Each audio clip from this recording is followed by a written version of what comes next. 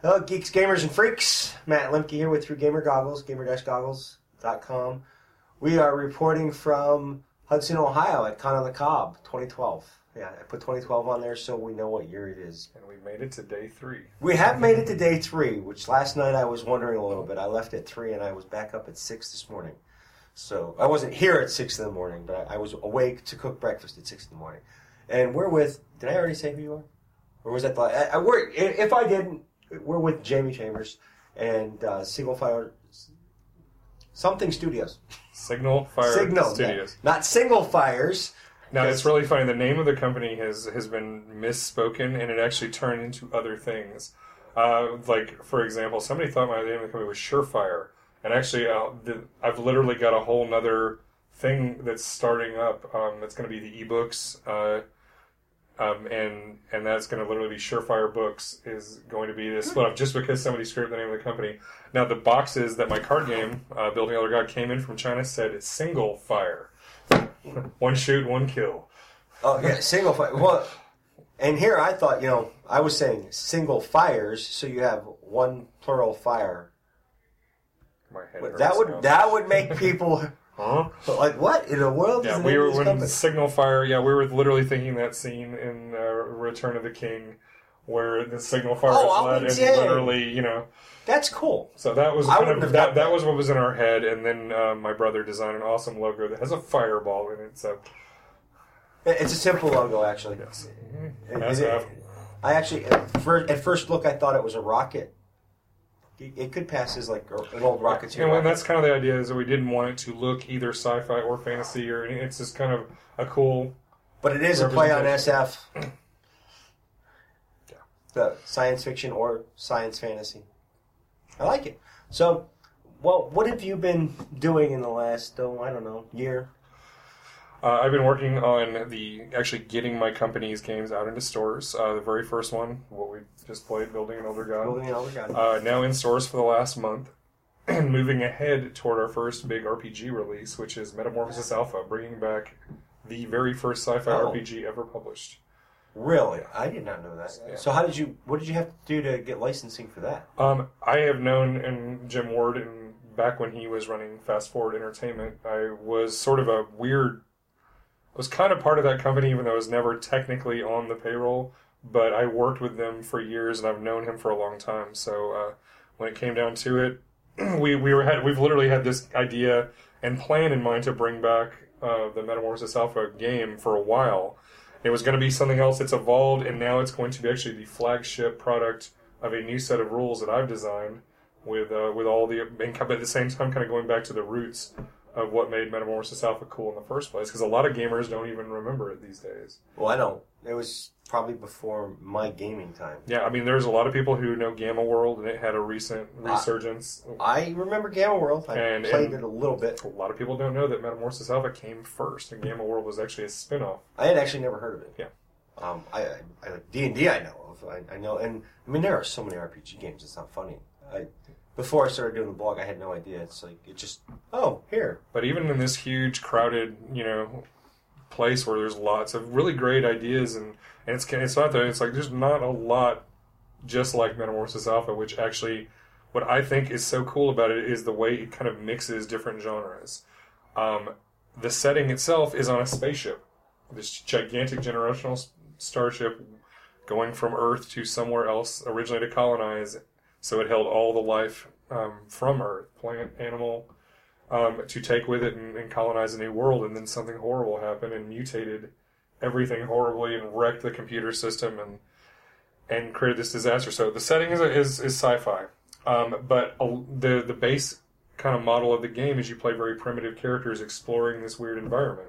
So it's sort of fantasy in feel, almost like this giant dungeon crawl. In fact, Gary Gygax himself called it a dungeon crawl in space.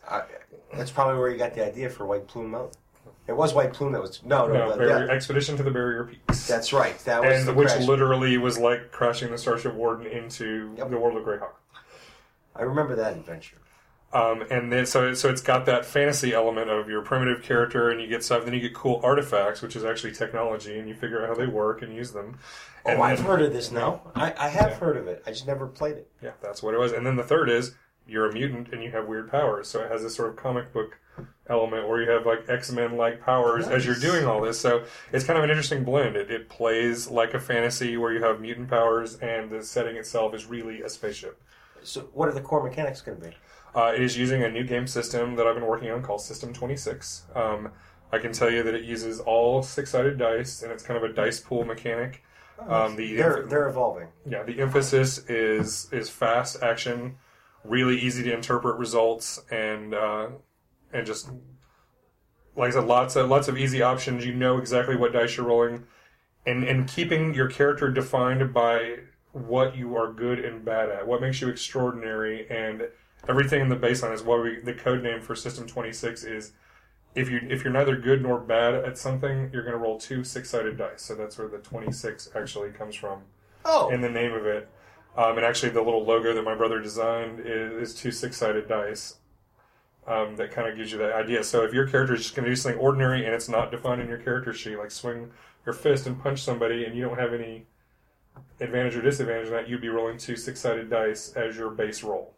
So yeah. But if you're good at brawling, or if you have certain other characteristics that make you good, you'd be adding dice to that. If you suck, you'd only be rolling 1. And then circumstances can change that as well. And then what you need to roll, what we call achievements, changes depending on whether the action is easy, average, or hard. So that's basically it. You're rolling a pool of dice, and then you're counting your achievements.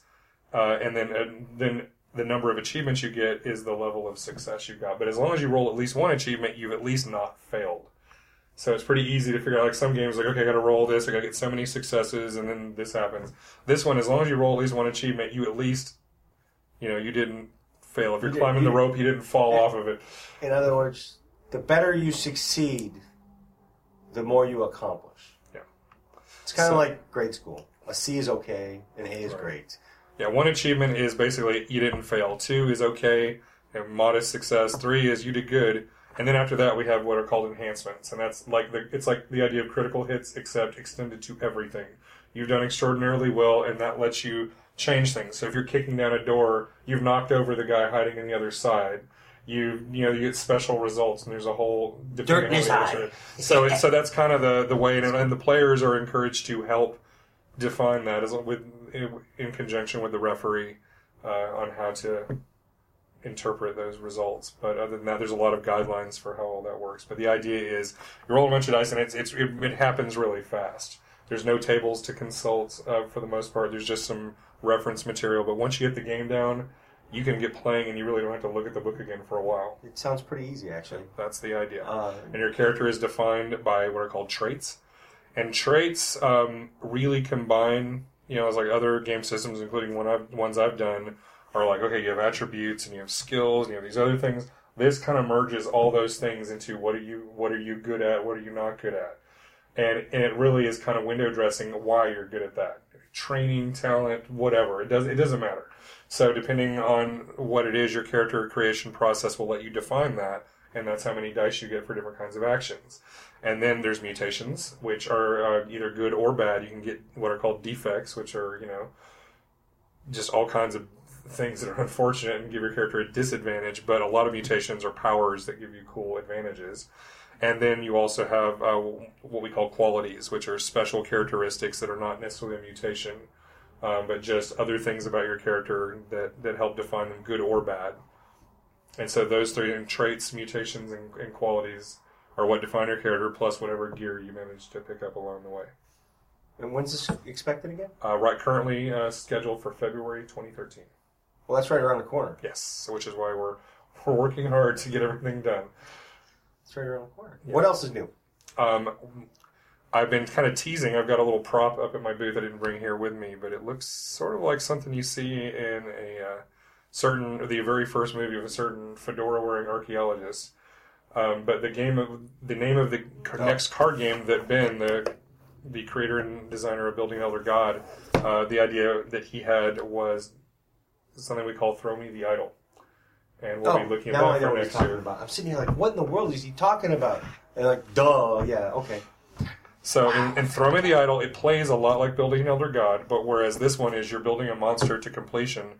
In Throw Me the Idol, you are exploring an ancient South American Wow, temple. you got all kinds of expansions for that. And that one is a map building game. Yes, that one truly is. You are creating a map. If you're a good DM, you've got Fog of War. Because you build it as you go, sort of, I guess. I guess I don't know. You could use the cards for this sort of thing. Well, you could use the cards for that. Are there rooms in? Are there what? Will you have rooms in it, or is it all going to be tunnels? No, it's going to be passageways and chambers. As long as there's an entrance and an exit, we've actually got a playtest deck with me that's just sketch art right now, but you can take a look at what it looks like. But the idea is that you're building and exploring as you go along, and you have to build your way to the treasure room. And even though your archaeologist isn't like a figure on the board, but you are considered, you've made it to as far as you've gone. Right. You get to the treasure room, then the boulder appears. And you have to build your way to the exit before the boulder rolls off the edge of your card and has squished your poor archaeologist. So you have to find the treasure and escape. And build your way to the escape. That's good. When the good. time. And so there actually is an elimination mechanic. And other players can throw a collapsed tunnel in your way or something that you have to fix or work your way around. That's mean. Yes, it is mean. But this fun side of that is the way we're playing it right now in playtest is that even dead players can still play bad cards on other people on their turn, so they can exact bloody revenge. So it's fun. That's awesome. So it'll be the follow-up game to Build an Elder God. Time with the pulp archaeology. It sounds like a step adventure. up. So it's fun. Yeah, we have a whole idea of a series of these games that use the same basic mechanics, but mix it up a little bit based on the theme of whatever we're doing. I can't wait to see the wormhole one. We've got all kinds of funky ideas. That'd be nuts. And then the another card game unrelated to this is one that we've been working on for a while. Print and Play is already on my website, signalfirestudios.com, and DriveThru and Paizo, called Pantheon. Oh, yes. Yeah, Pantheon was created by Timothy Brown, co-creator of the Dark Sun campaign setting. And it is a game of ancient civilizations and gods. So you have your people, and you build up your population, you build temples, and as gods come out of the deck, they will be attracted to whoever has the most worshippers and the best temples. And we have in the core game Greek, Egyptian, Norse, Chinese, and Hindu gods. That just sounds 5 of each. And then basically you get godly powers that you can then use, of course, to either grow your own people or smite your enemies. You can go to holy war, you can do famine, drought, flood, fire, and it's a lot of fun. Gameplay is generally about 90 minutes on average, 2 to 5 players. That sounds pretty nutty. Yeah, it is. And you can get the game right now, Print and Play, but if you look, you'll see the cover art we're showing off is a gorgeous piece of Aphrodite by my friend Lindsay Archer, and she's going to be doing a lot of art for the full color games. Absolutely gorgeous digital artwork. Digital's good. I mean, and she was an old school oil painter who originally was very resistant going on to the moving over to the digital world, but now she's like all about it. That's really funny because Lance is going the opposite direction. He wants to go to canvas. Yeah. When I say Lance, I mean Lance T. Miller, who's also here at the show. But we were just talking about that the other day. I think that's it. Okay, we're back. Okay, so we were talking about Pantheon. So yeah, Print and Play available for just $5 for now, and then we'll be making announcements for next year when we're actually have the game out in stores. And you're going to be back at ANCON, right, or no? You don't know yet? I don't know yet. Okay. And you'll always be at Origins because that's your hometown. Yes. And you're usually at Gen Con, but you don't really have a booth, right? Or do you go? I may have a booth next year. This year, Adventure Retail carried my game, and I just went to meet with people and do business. That seems like normal for a lot of people. And you brought some tea. Oh, yes. Wait, let's go to the Cthulhu book. Oh, yeah. Well, one of the things... We'll get some images for you to slide in here. Yeah, one of the things that Ben, again, the artist and my partner in crime for Building Elder God, he originally came up with this image of the Very Hungry Cthulhu Pillar as a joke. It literally, he made it, he popped it up online, it was like, this is fun. Then we're like, we put it on a t-shirt. And then finally, we just decided, you know what the hell with it, let's actually do a book. So this is actually available as an ebook right now for $4 on the exact same sites I've mentioned, including my own base website and going from there. And then we will actually be doing a short-run, full-color edition that will be going out and available on our website. And I'm seriously looking at possibly releasing this into distribution and selling it at the retail level for next year. Because we've gotten... I had this at Comic-Con, just a mock-up out on the table, and it stopped people in their tracks for 4.5 straight days where they would just be walking by, looked at it, and then talking had to San come Diego? over. Oh yeah. Wow. So I really feel like we would do okay with this in stores Yeah, you would do because okay. this cover image immediately like I recognize that, but I don't. And then it's just so twistedly fun how we turn the little cute little orbs into skulls and yeah, Ben did just such a great job both on the artwork because he mimics the style of the original book so well, and then of course twisted the original text. So he gets all the credit for this one. I just helped a little bit with some Lovecraft references, but other than that, this is all Ben. Wow. That is pretty cool. And of course, like I said, we did one of the first things we ever did was put this on T-shirts. So we do have. If you go to the T-shirt link on signalfirestudios.com, you can order this to order different colors, different sizes, men's and women's sizes, and even tanks, and with the cover image, which is always fun. And as well, the Building Elder God logo is cool enough where we've got a lot of people want to get shirts that just have the game logo. I can itself see how on it. Cthulhu people would just love that shirt too. It's a nice looking logo. And then, it became a thing. We started out, because I have so many great artists that I work with and so many cool ideas for t-shirts, we just started a shop. It's the website address directly is shirthappensmart, all one word, .com, or you can just go to the t-shirt link off of signalfirestudios.com. It'll take you straight there. So, like, for example, this is Lindsay Archer's Dapper Dragon, which is kind of a steampunky-looking dragon wearing a top hat, drinking steaming tea. Available. One of my favorite version of this shirt is actually black with the image in white, so it's kind of a reverse. Oh, yeah, I can see that. I was thinking of, like, black with silver would be really sweet, too. And then we have... What's that, Pete the Magic Dragon? Puff the Magic Dragon? Yeah. This is Cthulhu the Pony Thulu. So that this Friendship funny. is Madness. This is the My Little Pony mashup. Oh my gosh, Friendship is Madness. That's nuts. So this was done by Joey Brown, who's been working with me for a while to help out the company on different levels, and she did this artwork. And this has been our best T-shirt seller so far. I can see that. I bet Heather's jealous. Has she seen that? Oh yeah, she says she's getting one.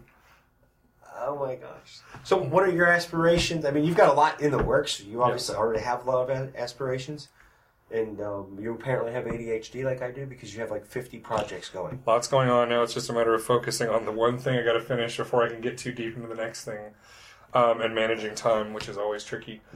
One of the big things, in addition to just getting these games out, I've got a lot of ideas of things I want to do with the role-playing game system I mentioned. Everything from little one-shot adventures with rules and characters, basically like a game night in a PDF, that I want to do a series of those. Once I get the core game set up enough where I can get some people to help me write them, I have a cool series of just one-shot games I want to sell for cheap. And I'll probably even do the first one for free just to kind of get it out there for people that can get to play my game and try it out. That seems to be a norm anymore. Yeah. And... let's see. And then, of course, I also want to build that up. I've got a very cool RPG setting that I would bundle with the System 26 game rules. That is another one for Timothy Brown that I worked with on the Pantheon card game. It's kind of an alternate history meets fantasy. Very cool setup. I'm really excited to get to the point where I can really start working on that. That's good. It's nice to have aspirations. I mean, you have a lot of distractions from accomplishing everything you want to do, and I'm familiar with that. And in addition, I've been serving as the vice president of the Game Manufacturers Association, GAMA, for 5 years. We're the ones who host. That. Yeah, well, we host Origins. Well, I knew that, but I didn't know you were the VP. Yeah, vice president of the board, and I got elected this year for 2 more years, so they're stuck with me for a little bit longer. We have Origins in Columbus, and we have the GAMA trade show in Las Vegas every spring. See, it's good to know. Don't talk bad about Origins around this guy. I'll hurt my feelings. Maybe talking bad around him might be good because you'll hurt his feelings and then he'll hurt other people's feelings. Well, I mean, if there's a legitimate complaint, it's stuff we want to hear. There's not really legitimate complaints. I never really hear. We're proud of Origins, but I think it's a good show. I think Origins has improved the last couple of years. I would agree. Our numbers are up, and the general level of satisfaction seems to be up. And I would agree with that. And it's just a matter of putting out fires, understanding problem areas, and working with it. And there are some problems that we're still ironing out, but I'm very proud of the organization's accomplishments. I think since the turnover, it has turnover. That sounds bad. Change of management. Change of management. I would say the first year was a little shaky because as I do both, I volunteer and I GM, so I see a lot of political things. I would say it was a little shaky at first, and then the next year I think things have gotten a lot smoother. And I think a lot of people are happier, and then there was things that were inherited that are both hearsay and not hearsay. I mean, there's always work to do, and there's definitely things that we want to improve with Origins, but I feel like we've already gotten the first steps of that accomplished, and the show was just really fun this year. I hurt my back and was in a wheelchair for the entire show. So my friend Jennifer, she was a volunteer working Reg, was pushing me around when she wasn't at her desk because I couldn't walk, but I managed to do all the stuff I was supposed to do. The guests were good. The guests were exquisite this year. Yes. Having Will Wheaton and Felicia Day did not suck.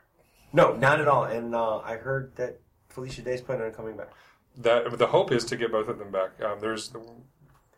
We will talk and see what happens. But I heard her say when I asked her if she was coming back, she said, "Yes, we are definitely coming back." But there was no date with that.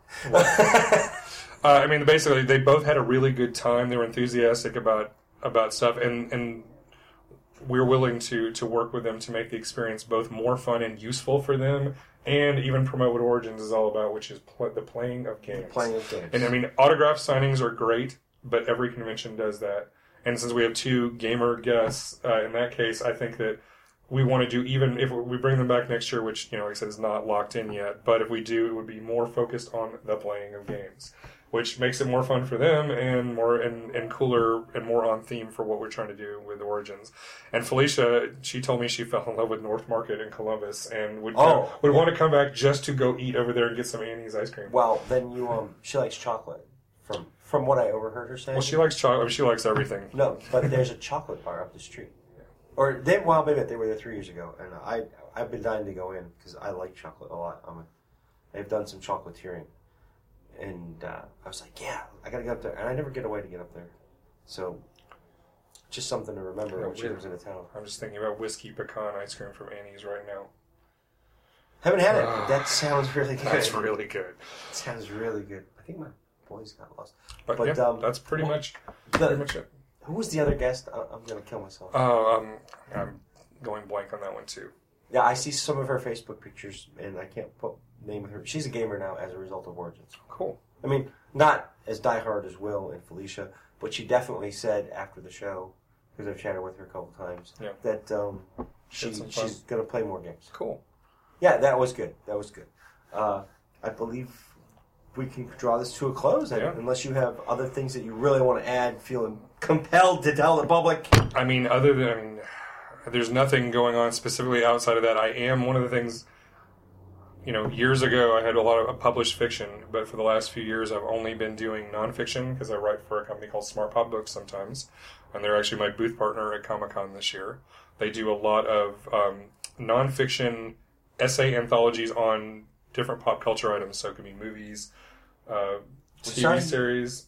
Did you have any of the ones that you wrote at your booth today? Because I don't want to say anything. No, sold out. Okay. So unfortunately, but yeah, I did one on Supernatural called In the Hunt and another one on Glee called Filled with Glee. Actually, it's one of the things that's weird that I did on Glee. But I was a show choir nerd when I was younger. So that show originally, at least in the first season, was close to home. I've actually stopped watching. It got a little ridiculous for me. But and then hopefully I'm going to keep working with them. I absolutely love that company, and we're going to be together at Comic-Con next year. But I haven't written a real story in a while, so I'm pushing myself to actually put out a collection of short stories, and I'll be probably just self-publishing those digitally at first, and maybe put a collection together that I sell directly. But it's just like, I am a writer, and I call myself a writer, and it's like, even though I have plenty to do, that's something I have to somehow fit in. Otherwise, I feel like I'm just letting that part go. I actually have to write a very short piece of flash fiction, just like 100 words, for a collection that Popcorn Press is doing called Cthulhu Haiku. So you heard it here. I'm literally going to be writing a Cthulhu micro story this afternoon, right after this interview. Nice. I just had to come up with more ideas. Show. That's awesome. I did one one called Vampire Verse several years ago, just a 100-word story called Reflections that I could do that. I put up on my website. If you go to jamiechambers.net, I put it up for free. It's just like 100 words. It's really weird because like years ago when I wrote, I was like, I'm going to be a poet. So I really worked on poetry, and then I'm like, there's no money in poetry. So I started working on short fiction, and the bigger the projects you work on, it seems like the harder it is to go back. Yeah. Well, it's the truth. It absolutely, longer in a lot of ways is easier because you have all this room to play. The tighter something has to be, you really have to have something to tie it all together. Why is this what you're getting? How are you making some sort of point? Otherwise, you're just talking about something that happened, and if it doesn't have any more meaning than that, then it's sort of irrelevant. And if you're writing something really short, the reason I do flash fiction for these collections is because I am not a poet. I suck at verse. I can't, I'm just not that guy. But I'm good at prose, and I can somehow do some wickedly fun stuff. And like I said, if you want to go to the one I did called Reflections, it is the rant of a vampire disgusted at normal people. That'd be interesting. Yeah, I think I want to do that now. So cool. Okay. And that's the only other thing I'm up to. That and being a single dad, which is plenty of work.